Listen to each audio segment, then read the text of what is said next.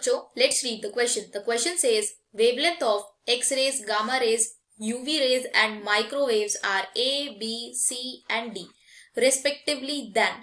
और यहाँ हमें ऑर्डर गिवन है कि इनमें से कौन सा ऑर्डर करेक्ट है. A is greater than B, D is greater than C, D is less than B, C is greater than A. तो इसके लिए जो की कॉन्सेप्ट हम यूज करेंगे वो यूज करेंगे अपना इलेक्ट्रोमैग्नेटिक स्पेक्ट्रम. देखेंगे कि क्या होता है.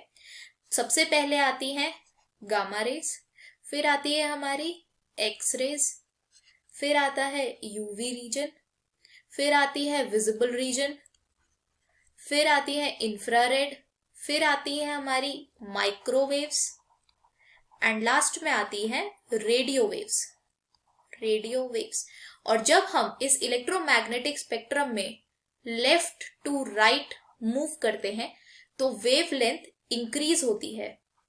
यहाँ लैम्डा से हमने वेवलेंथ को डिनोट किया है, तो यहाँ वेवलेंथ इंक्रीज होती है.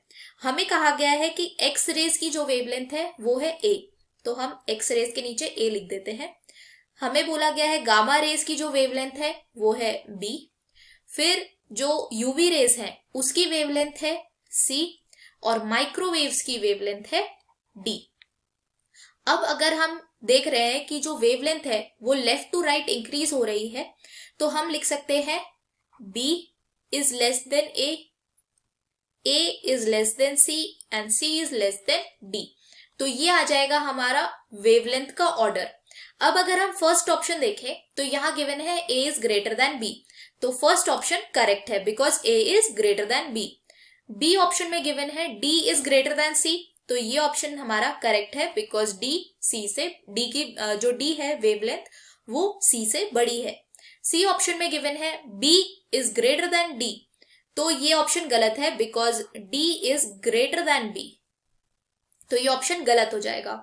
डी ऑप्शन में गिवन है C is greater then A, तो ये ऑप्शन भी हमारा करेक्ट है because C is greater then A.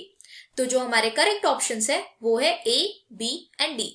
I hope you understood this well. Thank you so much. All the best.